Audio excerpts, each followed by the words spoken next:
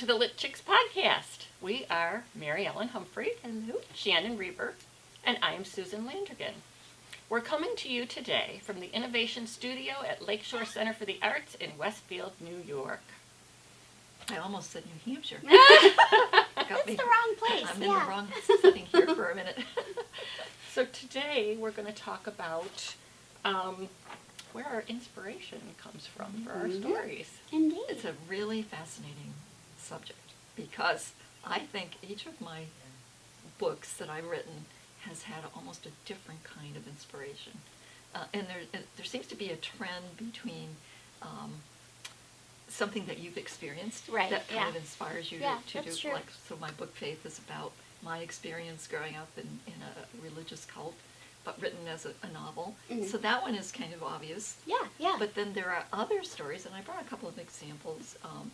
Think about the classics like The Great Gatsby or The Grapes of Wrath, all those kind of books. I've never figured out The Great Gatsby. I've never figured out the point. Well, they had, I would put it this way, they go beyond the simple novel of like Faith. Faith is about a topic. Right. But these books, think of To Kill a Mockingbird. Okay, that one I got. They're dealing with sort of a societal challenge. Yes. And maybe even insights into something that particular time and culture hasn't figured out yet. Yeah, very true. So they're kind of forward-looking. Yeah. And so I think of those books as almost like synergy. So what you have, and I have a couple like that. I think you had read one of them. I have a book called No Sin and Last Rite. And both of those books are of that kind of genre because something was happening and my brain was taking all of these different pieces and synergizing that into something different and something that made a novel. So think about what was your inspiration for them then? So what was the idea that got you started? All right. So in both of these are kind of political in a sense. So this was 30 years ago. Okay. We had a lot of people, which I guess we still do even more now with the internet, but we had a lot of people who were very conspiracy-minded and were worried about. And so one of the premises is in the future, and I had read an article about how the government doesn't collect all the taxes because of tax fraud, right? And so one of the solutions to that is to have a government-controlled financial system. So you can only buy or sell something if you have a state identification number, which is this SIN of the title. Okay. And so I asked myself, well, so all these people who hate government are going to go underground, so that's part of the synergy. But then what if you have a situation where your protagonist needs something urgently to survive, medicine or something, and they can't get it because they don't have this.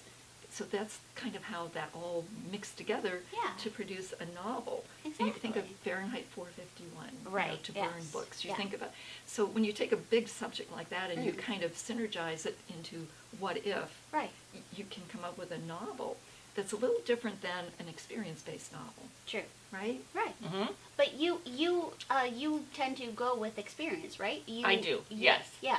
Children's books as well as your biography. I do what I know. Yeah. Okay. Yeah. But your children's books though, like you said, was it your first one or was it the first the airport? one was about taking my grandkids to the airport. That's what on I a trip thought. for their first time in an airplane, which was exciting for them. That's a very sweet inspiration. Yeah.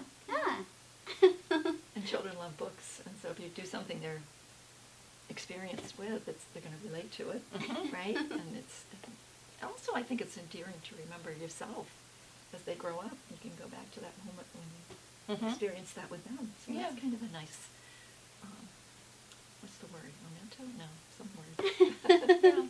I wanted to make my children's books about things that I had done with the kids. Okay, yeah. So that's really nice. But you also had the heron in your backyard that was your inspiration for one that kind of fell through too, didn't you? Yeah, well I'm going to submit that to our writing project. That's awesome, yay! And in here.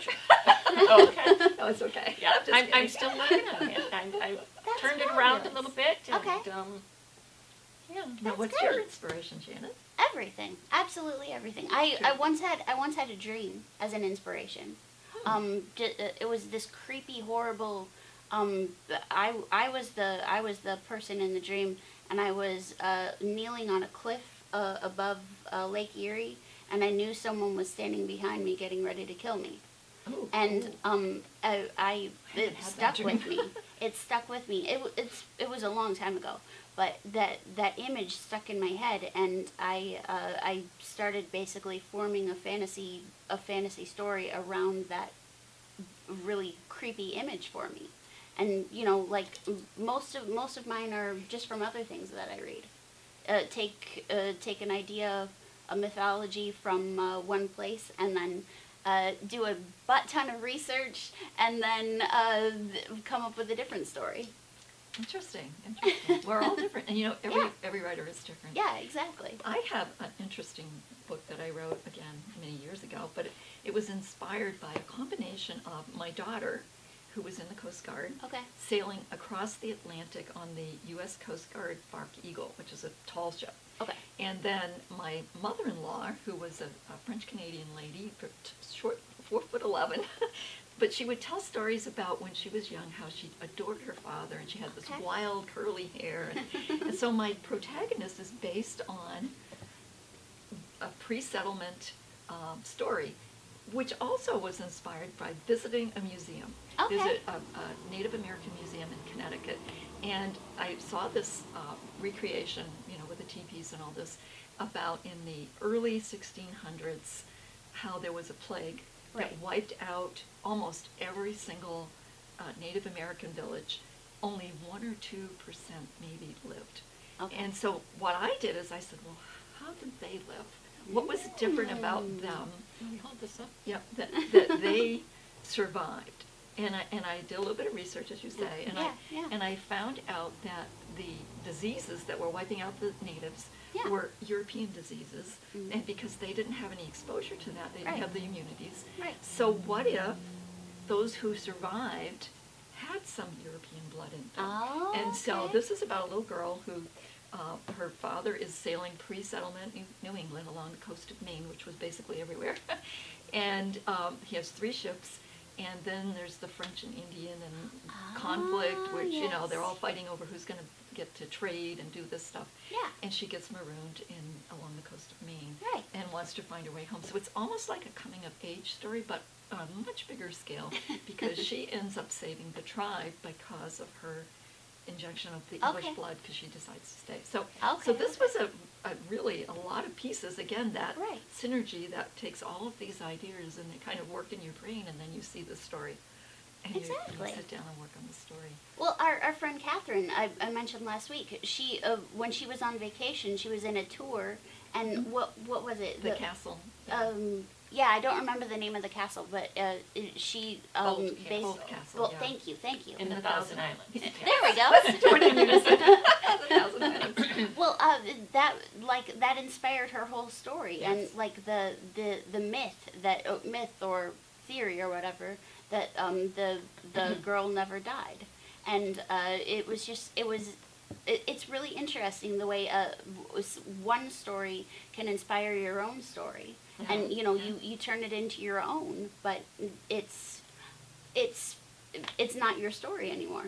It's not the original story anymore. So, But you can also have a concept. You can say, Yes. for example, I'd like to write a story of some sort of genre or something. Right. And so I did this. I did it as an exercise. If you've heard of NaNoWriMo, yes. which is every November you write a new novel or book, 50,000 words draft. And I knew I wanted to write a story about New Hampshire. New Hampshire is where I'm from, and New Hampshire is one of the most political states you'll ever see, Right, because right. it used to be at least the first in the nation primary. Okay. And so every carpetbagger and politician came to New Hampshire, and it's a small state, so you got dragged into it. And so I wanted to, it has the oldest working state capital. And if you visit, there's rows and rows of hallway portraits of these old politicians. And I, of course, would imagine, what would they say? What would they say? We had our first woman elected governor, we had our first woman elected speaker, Okay. and our first president of the Senate who was a female. And so I imagined these characters, and I did some research on them, and I found out some were really good people and some Okay. were, really Yeah. not. But I wanted to write a book that was a spoof, and I wanted to incorporate these 3 pieces. Okay. Mr. Smith Goes to Washington. So Okay, you have the yes. naive politician who Right. doesn't understand politics. Okay. Only in this case it was Mrs. Brown. Yeah. But anyway, goes to Mrs. Brown Goes to Concord. Washington, yes. And then I wanted a murder mystery, so it was Murder, She Wrote, kind of the, fluff Yeah. thing. And that was great because I could murder somebody in politics. and then That the does sound spooky nice. part of it is the ghost, right? So that was kind of a Twilight Zone-y thing. Exactly. So I Yeah. say Mr. Smith Goes to Washington meets Murder, She Wrote meets Rod Serling in the halls of the State House. And so that was kind of the premise. But now Okay. I had to figure out the story. Yeah. And I think I've told you this before, but I had read Stephen King's book on writing, and he said, take a setting you know, take characters you know. Well, boy, politicians are characters, right? And let them tell the story. So with that basic guideline, I sat down and started writing this book. Oh, okay. I started writing it. And what was really fun was I trusted, I said, I'm going to trust this. This is not the way I write, but let's see what happens. And it is one of my favorite stories. Yeah, yeah. But I got to A the lot end. of people talk about that one, actually. I got to the end. It's November 29th, and I don't know who killed the person. I don't know who's the guilty party. And so I said, okay, Stephen, you said, let them tell the story. I went to bed. I said, I don't know the answer. And the next morning, I got up and finished the book, and I said, boy, that was a really good ending. I didn't even know it was going to be that That's the best ending. kind. Yes, yes. So you never know where inspiration's going to come from. I actually had inspiration once from I was researching just mythological objects. It was a Wikipedia page, and I did this research. I found these stones that are supposed to be magical, and all this jazz. I start reading this stuff, and a story starts forming in my mind.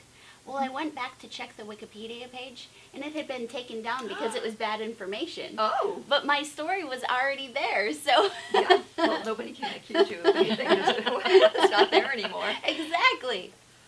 Well, Susan, do we have a word today? We do. Ooh. Yes. Our word for the day today is snuggery. A cozy or comfortable place, especially someone's private room or den. Oh, I have a snuggery. You do have a I snuggery? do. I just built it. It's this little sunroom. You've been there? Yes, it is Isn't lovely. that a snuggery? It is a snuggery. It is a snuggery. Yes, yes, Oh, I exactly. like that. I'm gonna go to my snuggery now. It's a very good idea. It's a perfect day for a snuggery, too. It is. I'm It going to be is. making my own little snuggery for writing. Yay, I'm happy for Oh, what you. a nice thing. Well, My that's- bookshop is my snuggery. I am. Yes. This is news to the producer. Everyone needs a snuggery. It's true. It's true. A snuggery. Hmm Oh, my goodness, yes. Well, Excuse me. it's been a lovely little trip down Inspiration Lane, hasn't it?